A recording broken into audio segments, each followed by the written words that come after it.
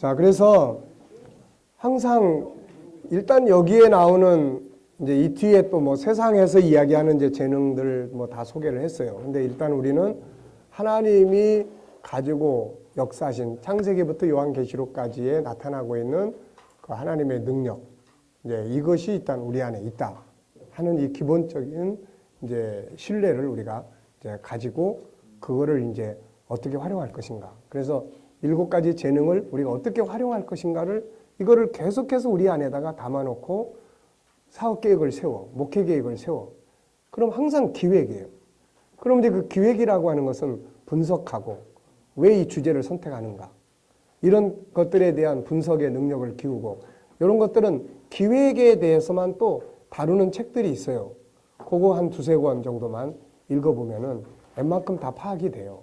나머지는 이제 우리 각자의 영역에서 기획을 잘 활용하는 게 중요해요. 그냥 딱 아무렇게나 계획 세워가지고 뭐 하고 이거보다는 분석을 하고 어떤 문제점이 있는지 이런 걸 체크하고 왜 이걸 하게 됐는지 의미를 생각하고 이것을 하는 근본적 목적은 도대체 어디에 있는지 이제 이런 부분들을 올바르게 이제 방향성을 정하고 이럴 때 이제 기획이 반드시 필요하다는 거예요. 이게 우리는 예배당을 지어도 일단 지어놓고 봐요.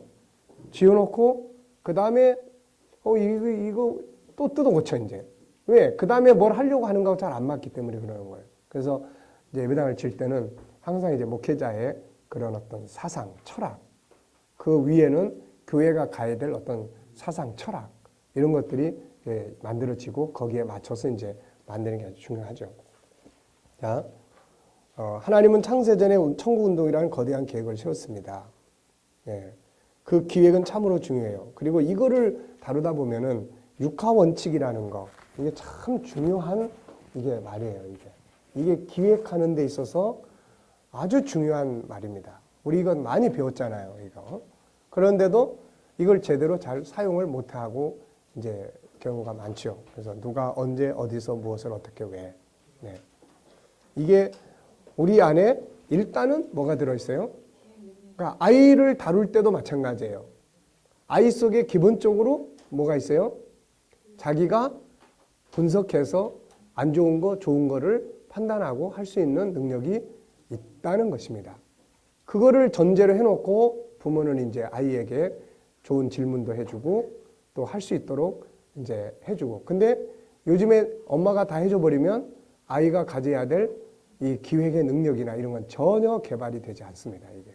예. 그러니까 어느 정도의 삶 속에서 아이가 주도적으로, 아까 재능이 뭐라고 그랬어요? 자기 개발이 뭐라고 그랬습니까? 주도적이에요. 자, 시작이 주도적이고 맨 끝이 뭐예요? 주도적으로. 자기 스스로가 하는 거예요. 뭘 하는 겁니까? 자기에 대한 이해, 평가, 그걸 가지고 성장시키고 발전시키는데 필요한 것을 개발하는 전체 상태를 자기 개발해 하는 거예요. 근데 앞뒤로 다 뭐가 들어있어요? 주도적이 들어있는 거예요. 그러니까 이 주도적인 걸 키워줘야 되는데 주도적인 거를 다 그냥 죽여버리는 거예요. 엄마가 다 해줘버리거나. 예? 그래서 요즘에 뭐 헬리콥터 부모 그런 양 많이 나오죠. 뱅글뱅글 위에서 돌면서 그냥 끝까지 추적해가지고 쫓아가서 다 하는 거예요. 그러니까 이런 것들은 이게 아이 속에 있는 주도적인 특징들을 전부 말살시키는 거예요. 이게. 그러니까 하나님의 주신 것들과 전혀 다른 잘못된 교육의 틀들이죠. 이게. 네. 이런 게 얼마만큼 되느냐에 따라서 주도적 인생, 창세기 1장 28절, 지가 다스리고 정복하고 하는 이 삶을 만들어 갈 수 있는 거예요. 자, 그래서 기획의 능력이 있다는 거. 자기 안에 기획의 능력이 있으면 말고 적극적으로 기획의 능력을 훈련하고 활용하라. 스스로 기획의 정신을 가지고 일하는 사람과 기획 없이 되는 대로 일하는 사람은 일하는 과정도 결과도 다르다. 기획의 능력을 개발하고 활용하기 위해서는 많은 다양한 기준이 필요하지만 그 중에서도 육하원칙 이런 것들을 잘 활용하는 훈련. 언제 이걸 해야 되지? 왜 이걸 해야 되지? 어떻게 이걸 해야 되지? 누구를 위해서 이걸 해야 되지? 이제 이런 부분들. 창조의 능력입니다. 이제 두 번째가 뭐예요? 기획을 아무리 했어도 현장에서 사용되지 않는 기획은 필요 없다. 그러니까 이제 우리가 전교인, 전도인화라고 이제 우리는 목표를 정했어요. 근데 사실 전교인이라고 한 전교인화는 이게 사실은 이게 우리의 제목이지 엄격하게 분석해 보면 다양성에 안 맞아요. 이게 전교인화 하다 보면은 어떤 문제가 생기냐면 안 맞는 사람은 떠나버려요. 이제 난 이게 안 맞는데요. 제자 훈련을 처음 시작할 때 막 열심히 제자 훈련을 했어요. 전교인 제자화다. 그래가지고 막 금요일마다 모이면 막 그냥 말씀 묵상 자 하세요. 또 뭐 과제 내준 거 다 하셨습니까? 안 하셨습니까? 어떤 분이 나중에 그러는 거예요. 목사님, 저는요 이 교회가 안 맞는 것 같아요. 교회를 옮겨야 되겠어요. 그럼 가는 거야. 그건 좀 보통 개인의 성격하고도 좀 관련이 있어요. 그렇죠. 개인의 성격, 신앙의 분량. 그러니까 이런 걸 전혀 고려하지 않는 전교인화는 이제 그런 문제가 생깁니다. 그래서 이번에 G7도 전교인 이제 G7이다 그랬더니 또 몇 사람 갔어. 그러니까 그래서 다양성을 전혀 무시할 수는 없는 거예요. 그러니까 그거를 얼마만큼 우리가 이해하고 그 사람에게 맞는 것을 찾아내서 그 사람이 스스로 뭔가를 할 수 있도록 참여하게끔 할 거냐에 대한 이런 것들이 우리가 이제 해야 되죠. 옛날에 한참은 자 이제 우리 전체 이제 주는 땅으로 가야 됩니다. 일어나 주는 땅으로 가야 됩니다. 그리고 여호수아 1장을 표어로 삼고 했더니 그 해에 막 아파트 당첨돼가지고 막 여러 가정이 딴 데로 가버렸어. 자기들한테 주는 땅으로 가버렸어. 예. 자, 창조의 능력이에요. 그러니까 기획을 세울 때도 과연 이게 그 끝이 어디까지 갈 건지에 대한 어떤 완성을 목표로 할 건지에 대한 이런 거예요. 이게. 제가 이 프로그램을 진행하면서요, 수도 없는 갈등을 겪습니다. 여러분 한번 생각해 보세요. 이런 책을 한 권 만들어내려면, 우선 다른 책도 많이 읽어야죠. 성경도 연구해야죠. 이게 몇 번 걸쳐서 처음에 막 어수선합니다. 이걸 뭐 정리를 하려면. 막 뒤죽박죽이에요. 이거를 갖다가 그야말로 창세기 1장 1절에 공허하고 혼돈하고 이걸 갖다 놓고 그 다음에 이제 계속 생각하고 앞에는 뭐가 들어가야 되고 뒤에는 뭐가 들어가야 되고 가운데는 뭐가 들어가야 되고 순서는 어떻게 가야 되고 어떤 방향으로 가야 되고 또 분량은 최소한 어느 만큼까지 넘어서 버리면 이건 또 안 되고 막 이런 걸 하다 보면 나중에는 그렇다고 막 교인들이 이걸 막 열렬히 환영하는 것도 아니고 이걸 내가 해야 되나 말아야 되나. 내가 엊그저께는 우리 집사람 보고 여보 이거 해야 되는 거예요 말아야 되는 거예요. 우리 집사람이 아니 목사님 좋아서 하시는 건데 왜요? 그러게 말이야. 이거 진짜 내가 해야 되는 게 맞는 건지 괜히 나 혼자 이렇게 열정을 내는 건지 실컷 했는데 시대 속에 다 필요 없는 걸 해놓는 거 아닌 건지 이제 항상 이제 그런 생각이 갈등이 많이 생기는 거죠. 그래서 내가 물어봤어요. 여보, 자 내가 이 운동을 한 이후로 당신이 나를 평가할 때 내가 몇 %나 변화가 됐다고 생각하고 솔직하면 이야기해. 당신이 봤을 때 내한테 아무 변화가 없다면 이거 할 필요 없을 것 같다. 이거 괜히 막 머리 짜내고 그냥 틈도 없이 그러고 있는데 도대체 몇 %나 변화된 것 같아요. 20% 정도 변화를 됐다고 점수를 줄 것 같습니다. 그것도 풍성하게 줘서. 아 그래? 그러면 희망이 있다. 그러면 희망이 있는 거다. 네. 이 20%가 변화가 됐다고 당신이 평가한다면은 이건 해볼 만한 가치가 있다. 네. 20%가 안 되고 10%, 5%만 변화가 느껴진다면은 이건 할 만한 가치가 있다. 네, 거기서 또 희망을 찾았습니다. 네. 네. 그러니까 항상 하는 생각이에요. 이거 도대체 왜 하는 거지? 네. 네. 이거 도대체 왜 하는 거지? 이거. 그 내가 항상 그런 이야기 합니다. 여보, 당신은 조언자야. 조언자라는 거는 내가 못 보는 거를 일깨워주는 거고, 내가 물어보고 못 느끼는 걸 일깨워주는 거야. 그 대신에 나를 바꾸려고 하지 마라. 그러면은 최순실이가 되는 거야. 응. 그러니까 조언은 참 필요한 거예요. 네, 조언은. 그리고 우리 사모님들이 옆에서 조언을 안 해주면 누가 해주겠습니까? 못 해주는 거예요. 네.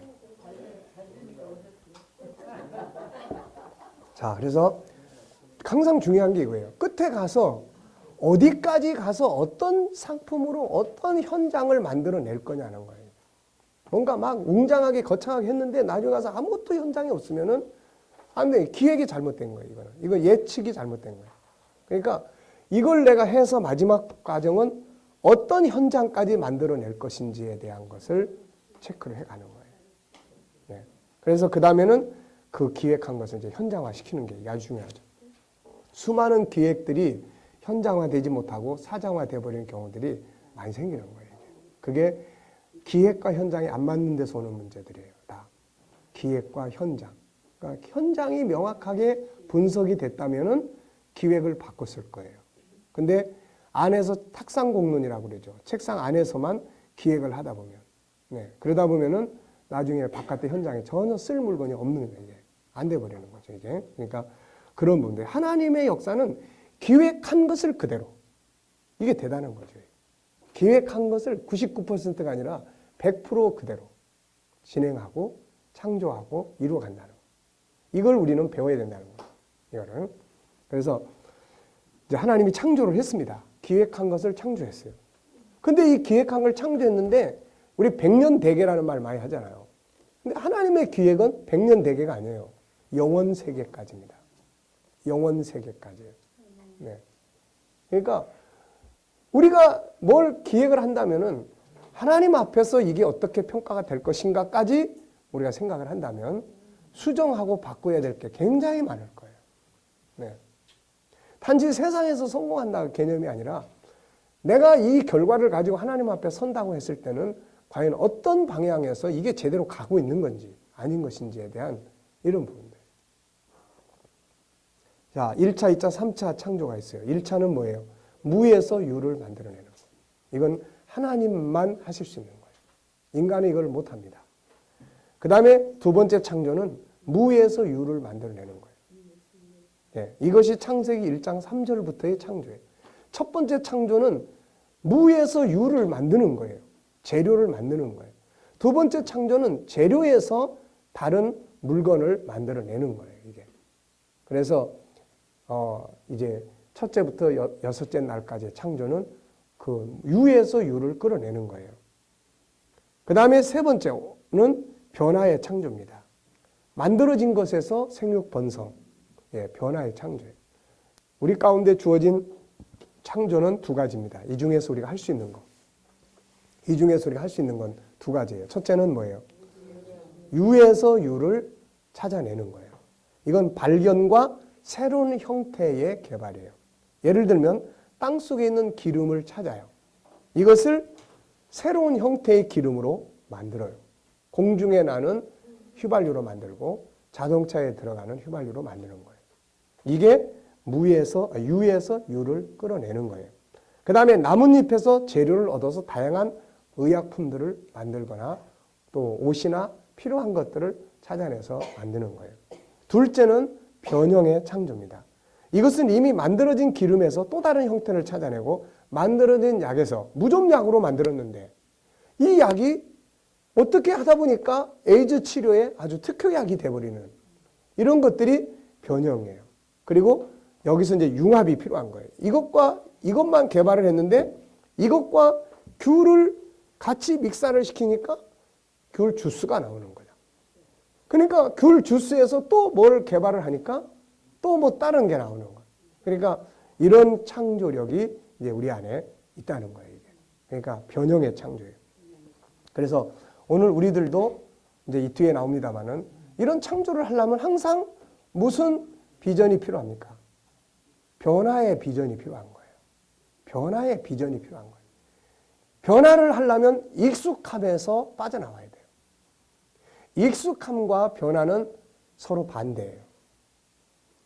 자, 우리는 항상 새로운 변화가 좋아요? 익숙한 게 좋아요? 항상 익숙한 게 좋아요. 그러면서도 한편에서는 항상 뭘 추구해요? 변화를 추구하는 거예요. 근데 왜 변화를 못 시킬까요? 익숙함 속에서 놀고 있기 때문에 그렇습니다. 예, 안주해 있기 때문에. 그러니까 항상 이 사람은 익숙함 속에서 하는데 후회만 생기는 거예요. 후회만. 예, 그래서 익숙함을 버려야 돼요. 자리를 탈탈 털고 새로운 부분으로 도전해보고 하는 거예요. 네. 자, 그래서 이제 변형입니다. 물론 이 속에는 어떤 제품만이 아니에요. 무엇도 들어있습니까? 보세요. 뭐하든 만물이라고 하는 것은 이런 귤이나 이런 눈에 보이는 이런 것들도 있어요. 이걸 찾아서 개발하는 거예요. 더 좋은 품종을 개발하는 거예요. 근데 보이지 않는 질서가 있어요. 우주의 질서, 가치의 질서, 네트워크의 질서.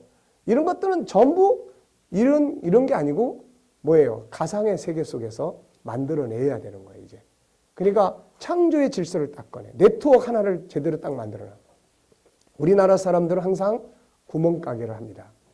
이걸 밤을 따다가 쪄서 팔아요.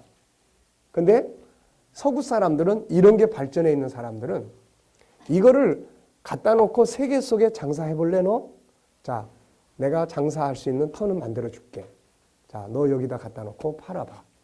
그럼 이 사람은 여기다 갖다 놓고 파는 게 더 좋지요.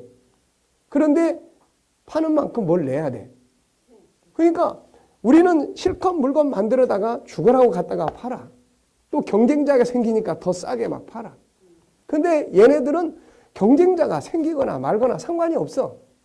그게 서구 사람들이 만들어 놓은 네트워크예요. 구글. 그 사람들은 별로 만드는 것도 없이 그냥 돈을 엄청나게 세계 사람들한테 다 걷어가. 자, 저기도 지금 핸드폰 쓰고 있고 스마트폰 쓰고 다 쓰고 있어요. 이거 쓰는 만큼 다 뭐 해야 돼, 이거? 다 돈 내는 거예요, 다 이거. 그러니까 그 사람들은 수학으로 이걸 보면 우리는 플러스 더하기 나누기를 하고 있을 때 얘네들은 곱하기가 아니라 뭐 뛰어넘어. 함수. 그 다음에 또 뭐야 또. 대학교 가서 배우는 뭐 수학. 뭐 그런 것들이 있잖아요. 그리고 막 상상의 세계 속에서 시장을 딱 건축을 해. 그리고 다 불러들여 우리 보고. 우리는 여기만 파는 것보다 여기서 파는 게 좋으니까 갖다 실어. 그 대신 얼마씩 내야 돼. 시장가. 근데 옆에 사람도 또 올라오네. 그러니까 가격을 우리는 자꾸 다운이 돼야 돼. 근데 얘네들은 다운이 되거나 말거나 아무 신경 안 쓰고 다 받아들이는 거예요. 이게 우리 아시아나 한국의 동양적 개념이 서구를 못 따라가는 이유가 거기에 있어요. 네.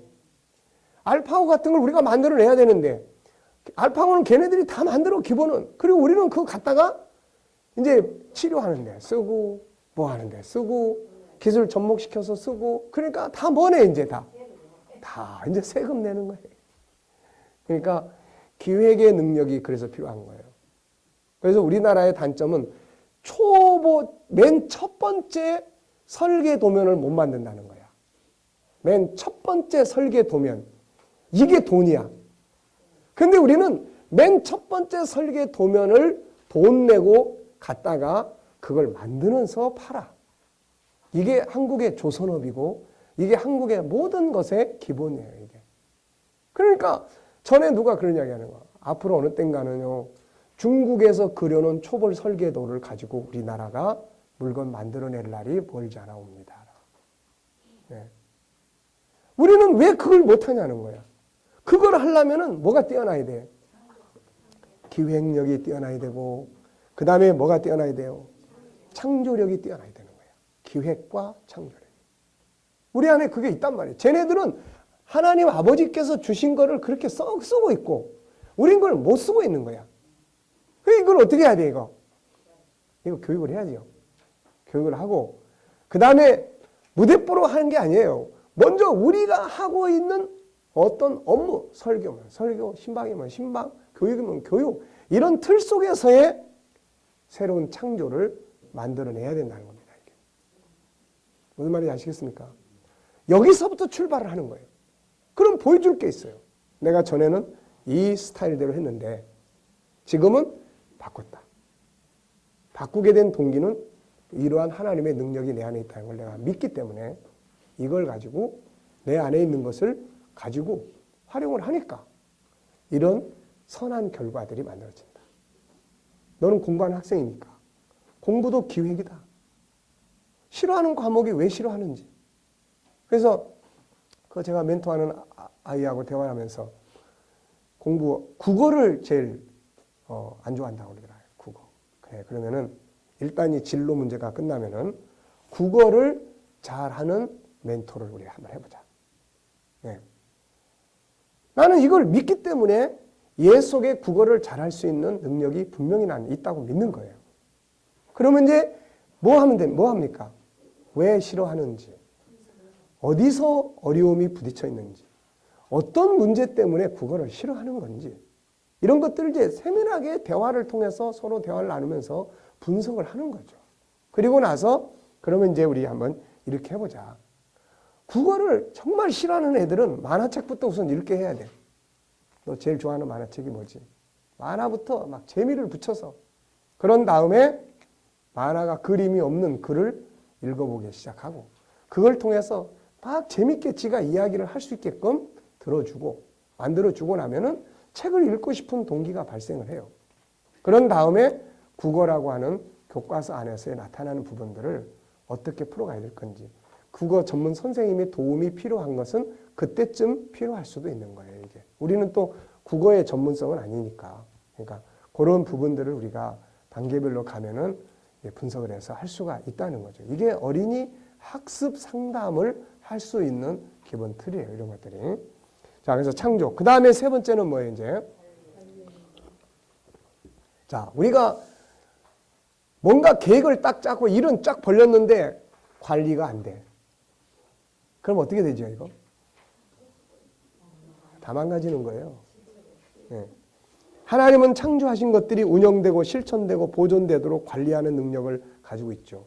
만약 그분이 관리하지 않는다면 지구나 우주나 그 가운데 인간을 비롯해 모든 만물이 삶이 존재할 수가 없는 거예요. 지금도 지구가 그 궤도를 돌고 있다는 것은 관리자가 변함없이 관리하고 있다는 이야기예요. 네. 자, 시편 103편 19절 2절에는 하나님이 보좌를 세우시고 만물을 통치한다는 말씀입니다. 그리고 그 통치를 보여주는 것이 시편 104편에 가면은 하나님이 세상을 어떻게 통치하는지를 보여줘요. 만물을 어떻게 통치하는지. 그러면서 하나님께서 통치하시는 것들을 이제 쭉 설명하는 게 104편이에요. 히브리서 1장 2절에는 하나님께서 아들을 통해서 만물을 지으시고 그 다음에 그 아들이 뭐예요? 3절에 보면 능력의 말씀으로 만물을 어떻게 했다고 그래요? 붙드시고. 이게 뭐예요? 관리란 말이에요.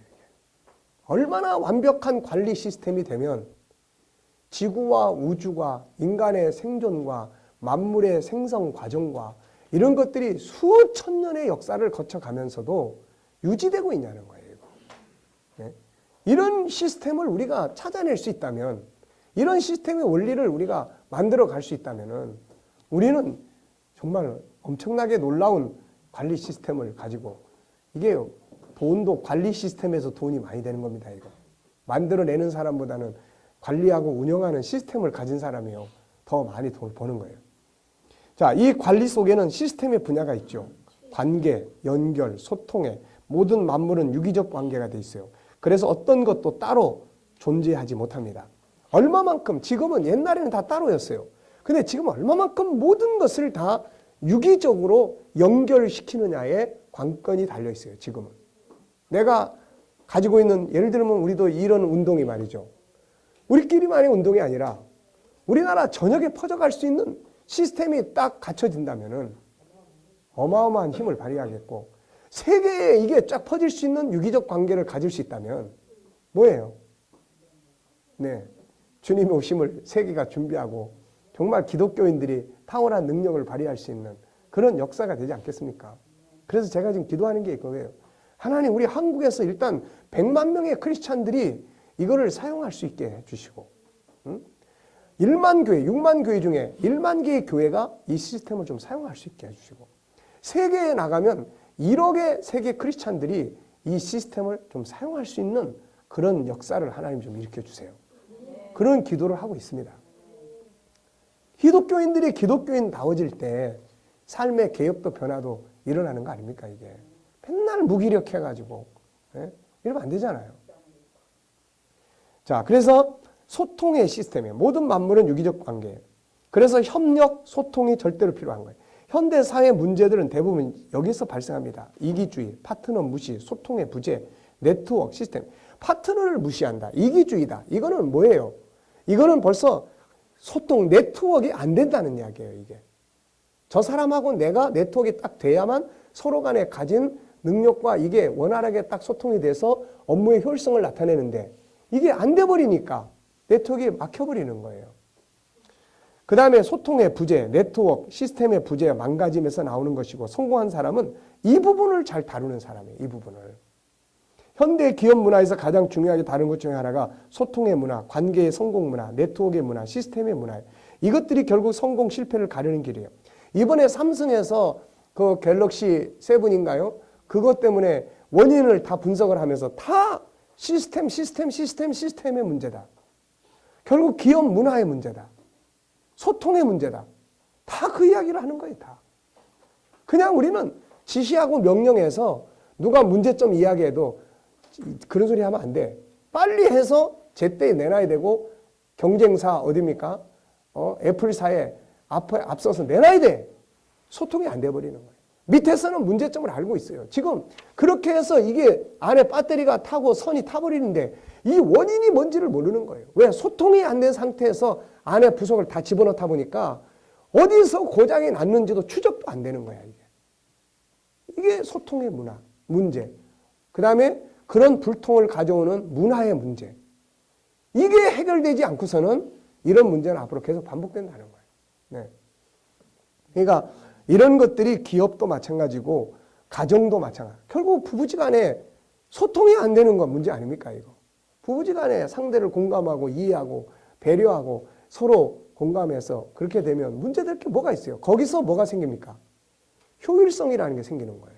거기서 행복의 효율성, 삶의 기쁨의 효율성. 거기서 효율성이 나타나면 살아가는 삶도 발전하는 거예요. 장사를 해도 돈도 많이 벌고 뭐를 해도 좋은 결과를 얻게 되고 자식을 키워도 자식들이 올바로 성장하게 되고 이런 것들이 다 있는 거예요. 자식들이 불량하러 나간다. 그러면 일단은 가정에서 부모가 소통이 안 되는 집안이야. 1차적으로 분석해보면 부부지간에 소통이 안 돼. 일단은 소통이 안 되고 갈라졌든지 뭐 했든지 해서 얘가 할머니 집에 가 있든지 아니면 혼자 독립적으로 살면서 그냥 뭐 자기 스타일대로 산다는 이런 문제가 있는 거예요, 이게. 그러니까 그런 소통, 네트워크, 관리 시스템은 소통과 관계 시스템이에요. 관계를 5사람하고 묶어놓느냐, 100명하고 묶어놓느냐. 이건 관계 시스템이에요, 이게. 네. 자, 하나님의 네트워크는 잘 보십시오. 한 사람으로부터 전 세계에 이르는 네트워크예요. 작은 한 사람부터 전 세계에 이르는 네트워크 시스템. 어린아이로부터 어른들이 이르는 네트워크 시스템. 보이는 세계에서부터 보이지 않는 세계까지 하나로 연결되는 시스템. 그러면서도 기계적이 아닌 사랑과 거룩함으로 이루어진 행복의 시스템. 지금 VR이라고 하는 거, 가상의 세계를 보게 하는 거 있잖아요. 이게 뭐죠, 여러분? 보이지 않는 세계를 찾아가는 인간의 이게 몸부림이라고요, 이게. 보이지 않는 어떤 세계를 그려내려고 하는 거죠, 이게.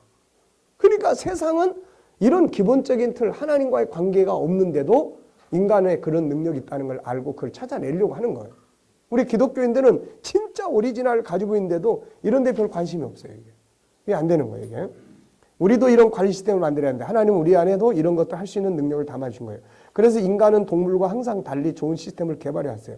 자신의 행복과 성공, 아름다운 가족 관계를 위해 직장에서 효율적 관계와 업무를 위해 어떻게 하면 더 효율적 관리를 할 수 있는지 연구를 해야 돼요. 그래서 되는 대로 살면 안 됩니다. 되는 대로 살면 뭐 개발은 안 되게끔 돼 있으니까요. 뭔가 변화를 추구하고 문제가 있으면은 지금 한국교회도 이런 걸 활용을 해야 될 시기예요.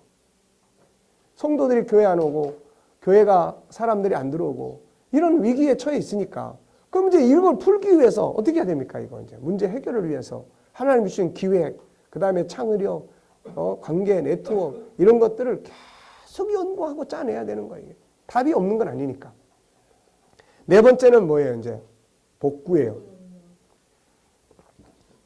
회복의 능력입니다. 문제 해결의 능력이에요. 인간이 범죄함으로 하나님의 창조의 세계가 다 망가져버리고 파괴되고 하나님의 형상을 가진 인간은 영원한 멸망에 들어가 버려요. 자, 이렇게 되면 하나님의 기획 실패하게 되고 창조 실패하게 되는 거예요. 그래서 회복이라는 게 필요한 거예요. 그래서 문제를 해결하는 것이 필요한 거예요. 이게. 해결을 안 하면 동물이나 이런 것들은 해결의 능력이 없어요. 그래서 문제가 부딪히면 그 종 자체가 소멸되어 버려요. 근데 인간은 문제가 부딪히면 해결해 갑니다. 보십시오. 앞으로 인간은 지구를 벗어나서 화성 가서 살겠다는 거야. 거기 가면 못 돌아온다고 하는데도 몇만 명이 신청을 해. 거기 가 살겠다는 거야. 조건은 못 돌아옵니다. 그래도 괜찮다는 거야.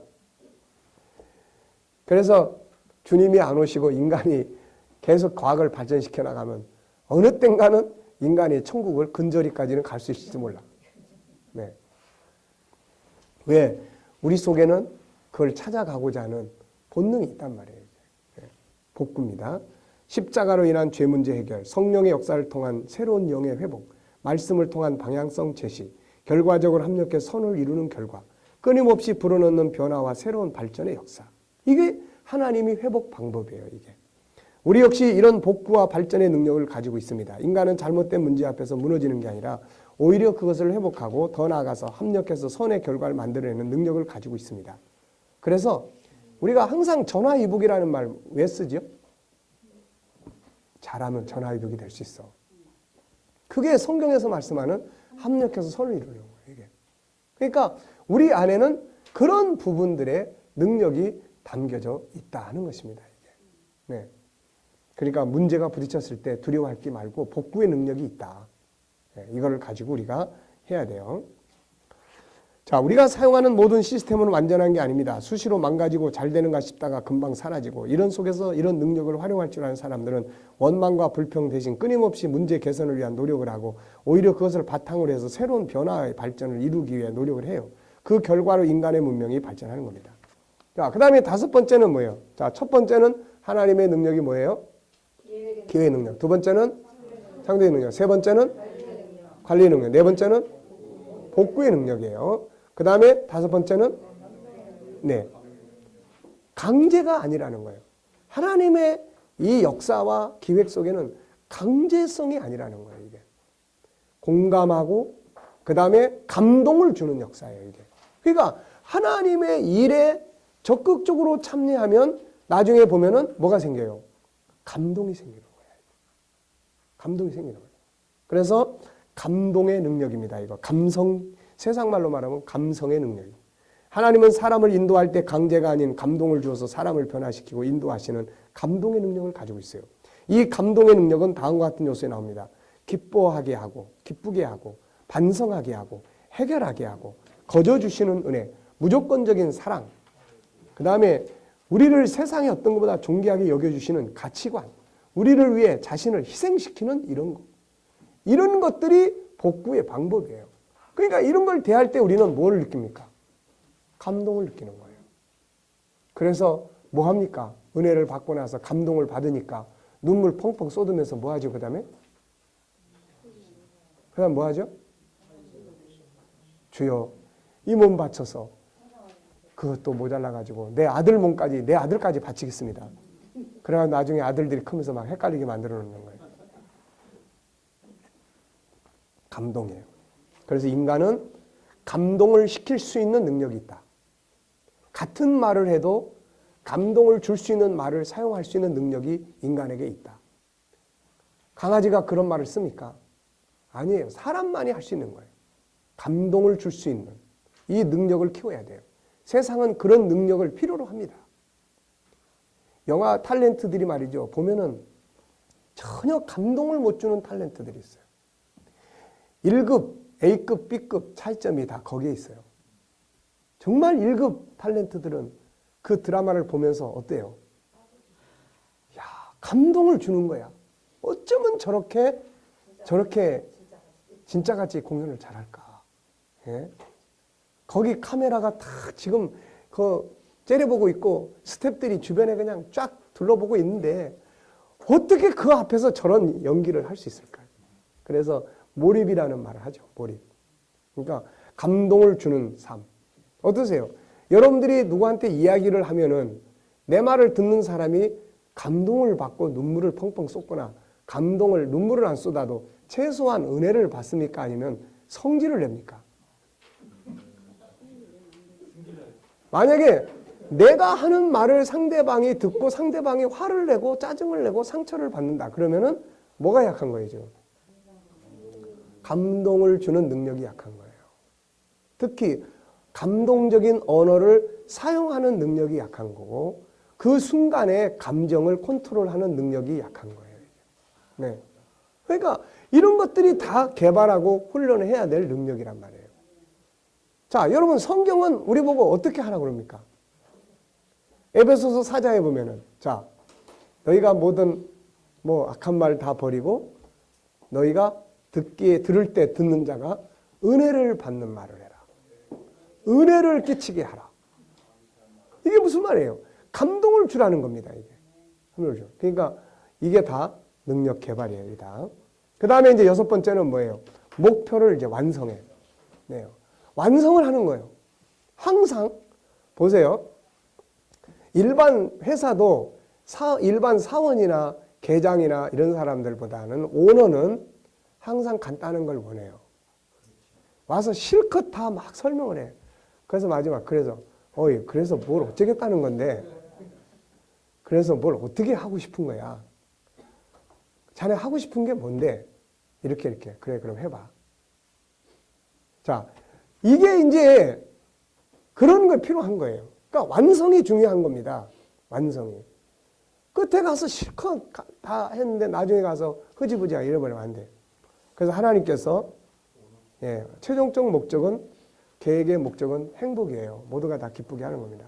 이 행복의 목표는 에덴 현실에서 시작되어 영원한 행복으로 완성되는 구조예요. 이것이 출발한 곳이 에덴 동산. 이것이 완성된 곳이 요한계시록 21장 22장이에요. 여기서 비로소 인간의 꿈은 실현되는 거예요. 그러므로 우리 역시 이 같은 목표를 항상 가지고 능력을 개발해야 합니다. 나의 능력이 나의 행복과 모든 사람의 행복, 나아가서 하나님의 행복을 이룰 수 있어야 돼요.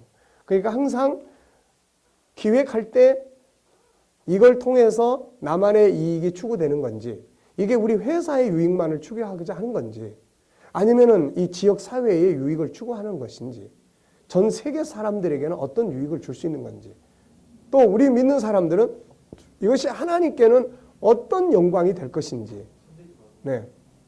그래서 이런 부분들에 대한 것이 이제 기획 단계에서 만들어져야 되는 거죠. 자, 하나님의 능력의 역사는 기능적인 것만이 아니라 성품적인 면에서도 중요하게 작용을 하게 되는 걸 본다. 만약 전능하신 하나님이 만물을 능력 있게 만드셨다 해도 그 안에 사랑성이나 거룩성이 작동되지 않는다면 이건 비극이죠. 그래서 근래의 능력 개발이 기능적인 데만 있는 게 아니라 감성적인 부분에도 중요하게 여기고 있는 겁니다. 그래서 인성교육이니 도덕, 성품교육이니 이런 건 전부 다 감성 지능을 키우자는 데 있는 거예요. 자, 7번째는 뭡니까 이제? 인간 존귀함에 대한 이해의 능력이에요. 인간 존엄성에 대한 하나님보다 인간 존엄성을 존중히 여기는 능력을 가진 분이 없어요. 네. 그분의 모든 능력의 중심 속에는 사람이 들어있어요. 그분은 사람에게 자기 형상을 주셨고 만물을 지어 사람에게 주셨고 사람이 범죄했을 때 세상에서 자기 목숨을 내놓으셨고 사람을 위해 아름다운 나라, 영원한 나라를 준비하셨고 그래서 그분에 가면 누구든지 뭐가 빛을 발하냐면 자기가 빛을 발하는 거예요. 자기의 가치가 빛을 발하는 거예요. 사람은 그분의 형상을 가진 그분의 자녀입니다. 사람을 사랑하고 사람을 존귀하게 여기고 사람을 살리고 사람을 행복하게 해주시는 능력, 이것보다 더 중요한 능력은 없어요. 우리는 이 능력을 발휘해야 합니다. 사람을 존귀하게 여기고 사람을 사랑하고 사람을 살리고 사람을 행복하게 만드는 사업, 이건 결코 실패할 수 없는 사업이에요. 옛날에는 어떤 목표를 완성하는 것을 성공이라고 했어요. 근데 지금은 그 가는 과정에서 기쁘냐 괴로우냐, 이게 성공 실패의 이제 기준입니다. 지금은 내가 어떤 일을 하는데 하나도 즐거움이 없어, 이거는 성공이 아니라는 거예요. 멋진 건물 지어놓고 그 안에서 맨날 괴로워하고 한숨 쉬면 이게 성공이 아니라는 거죠. 그래서 정말 행복하게 할 수 있는 그런. 자, 결론적으로 보겠습니다. 자, 우리는 누굴 닮았어요? 자, 본장에서 설명한 대표적인 하나님의 재능, 능력 다 7가지. 첫째는 뭐예요? 두 번째, 세 번째, 네 번째, 다섯 번째, 여섯 번째, 완성의 능력이에요. 완성. 근데 그 완성이 뭐예요? 행복이에요. 행복. 왜 이거 만드는 거야? 행복. 만약에 어떤 사람은 그걸 해놓고 가정이 파괴돼요. 이거 안 하는 게 나은 거야. 이거 뭐 하려고 합니까? 네? 가정을 지키는 게 가정의 행복인데. 자, 그래서 그 다음에는 뭐예요? 인간의 가치를 존중히 여기는 능력이에요. 이 능력을 하나님 우리 안에 담아주셨어요. 자녀는 아버지를 닮는 것처럼 우리는 하나님 아버지를 닮은 능력을 가지고 있습니다. 이것을 신뢰하고 개발해서 활용할 수 있어야 하는 거죠. 자, 예수님이 뭐라고 말씀하셨어요? 한번 다 같이 읽어보세요.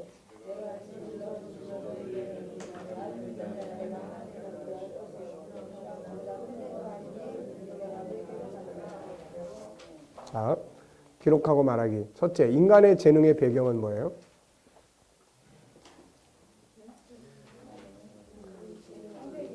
아버지가 능력이 있어. 네, 우리 아버지가 하나님이야. 이게 우리의 능력의 배경이에요. 하나님의 능력은 어떤 부분으로 어떻게 나타납니까? 7가지. 우리 안에 하나님의 어떤 능력이 기본적으로 들어있어요. 요 7가지가 기본적으로 들어있어요. 그게 가만 보면 다 맞아요. 그게 틀린 게 아니라고요. 네. 그 다음에 재능 개발의 목표는 어디에 있습니까? 하나님의 영광이에요. 그리고 모든 사람에게 유익을 줄 수 있는 공익적인 것이 돼야 되는 거예요. 재능 개발은 반드시 기능과 함께 뭐가 이루어져야 됩니까?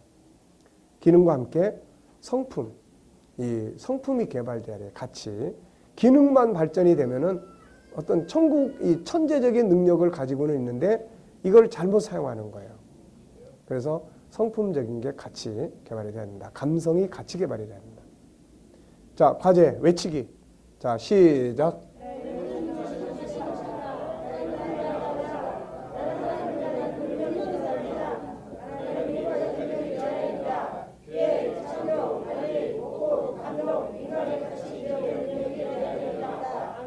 네. 자, 그래서 과제는 이제 하나님의 능력 7가지 중에 나에게 어떤 능력이 발휘되고 있는지 정리해보고 나눠보자. 7가지 중에서 지금 여러분들은 기본적으로는 다 일부분 사용을 해요. 근데 그 중에서도 여러분들을 자기를 봤을 때 7가지 중에서 어느 것이 제일 발전해 있다고 보십니까?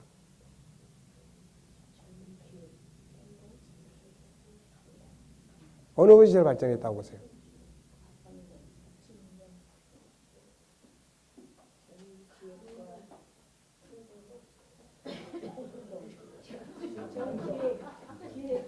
네.